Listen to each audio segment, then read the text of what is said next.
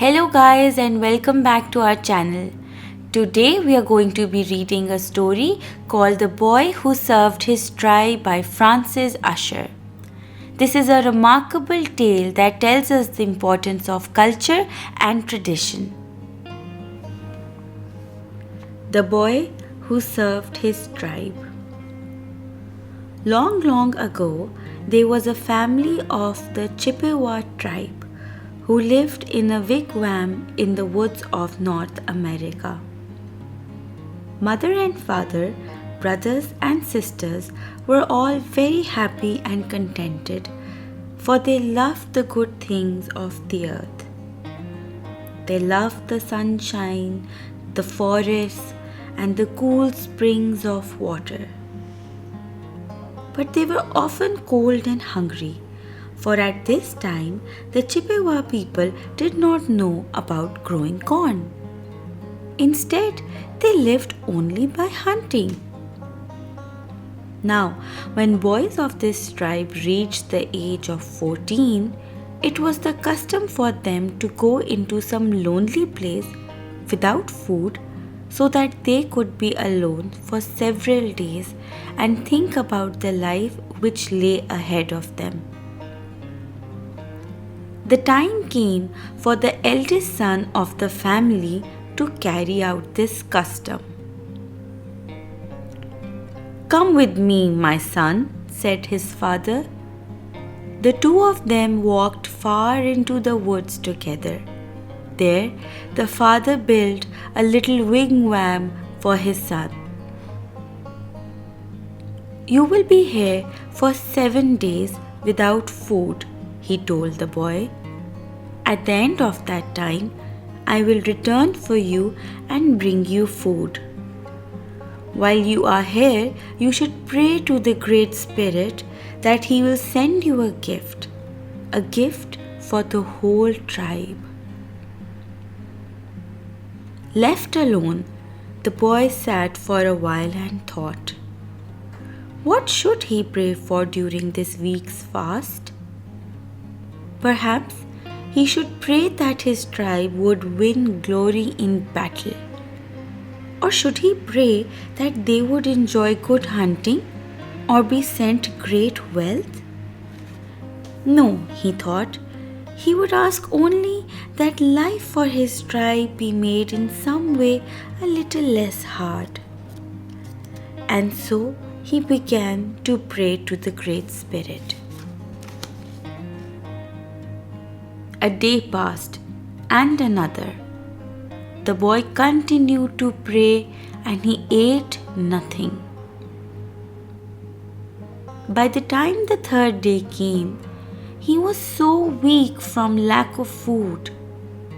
All he could do now was to lie inside his wigwam in a kind of dream.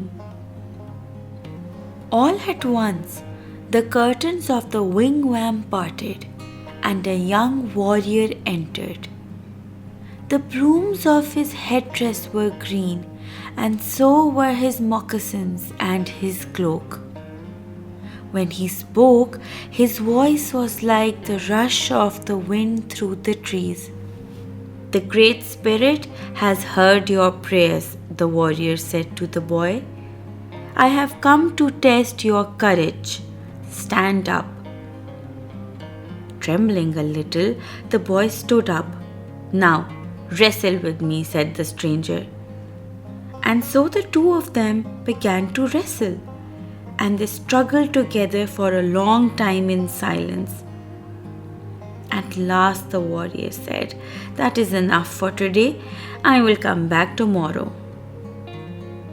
The next evening, the curtains of the wigwam parted again, and the warrior was back. Again the boy wrestled with him, and although he had felt so weak before the stranger came that he could scarcely stand, as soon as he touched the green-plumed warrior, he became strong. "Good," said the warrior at the end. "You have done well. I will come back tomorrow." And so, each evening it was the same. The stranger in the green headdress and moccasins and cloak came, and the boy's strength returned as soon as he touched him. Each evening they wrestled. By the seventh evening, the boy was utterly exhausted from lack of food. When the stranger came in, he managed to pull himself to his feet. As usual, the two of them began to wrestle. Once again, as soon as they came to grips, the boy felt his strength come back. It's strange, he thought, but tonight I think I could even throw this stranger to the ground. So well did the boy wrestle that indeed he threw the man to the ground. The boy knelt down by his side. To his utter horror, he saw that the warrior was about to die. The man smiled at him. "You must not be sad," he said, "and you must not grieve me. You shall see my green plumes again. But if you wish to see them, this is what you must do. Bury me and keep my grave covered with fresh, damp earth. When I have slept a good sleep, I will break through the earth and return to the sunshine." So the warrior breathed his last. With a heavy heart, the boy carried out all his instructions. No sooner had the boy finished burying the stranger than he looked up and saw his father coming towards him through the woods. "See, my son, I have come to fetch you," said his father, "and I have brought you food. Eat, and your strength will soon return." And when the boy had eaten and regained his strength, they went home together to the family and to everyday life. But the boy did not forget his friend with green plumes, and he never forgot to visit the grave and to weed it and water it.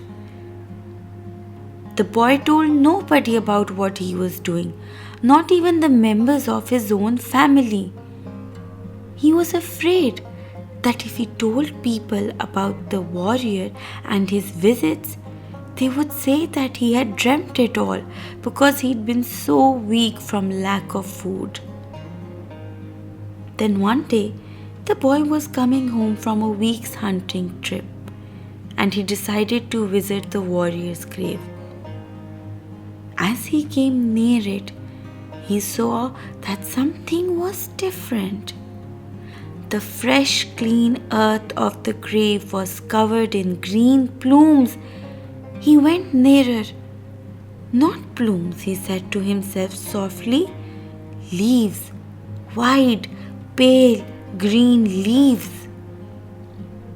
He stood there, staring at them. He had never in his life seen these leaves like them, and he did not know what to do.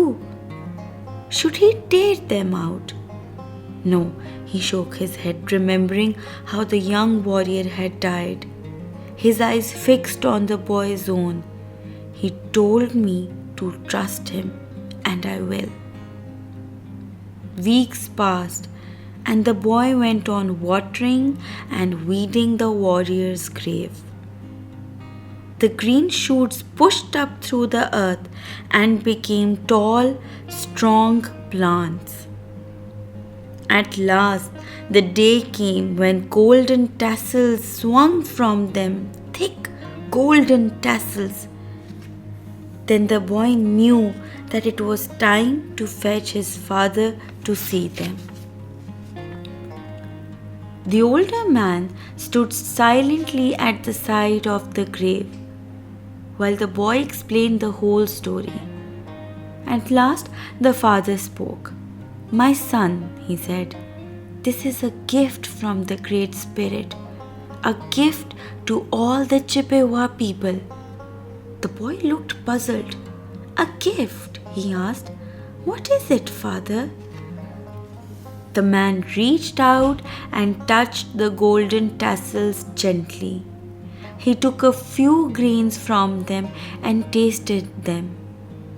Then he turned and looked at the boy, and his face was as glad as the morning sun in the sky. "It is a new kind of food, my boy," he answered. "The Great Spirit has sent us food that will grow where we plant it on the earth. From now on, we Chippewas will not need to spend all our time and all our strength on hunting animals in the forest." The boy's father was right. By his death, the warrior had taught the Chippewas how to grow corn. In time, they harvested it and made bread for themselves. And so their lives were made a little less hard, just as the boy had asked the Great Spirit in his prayers.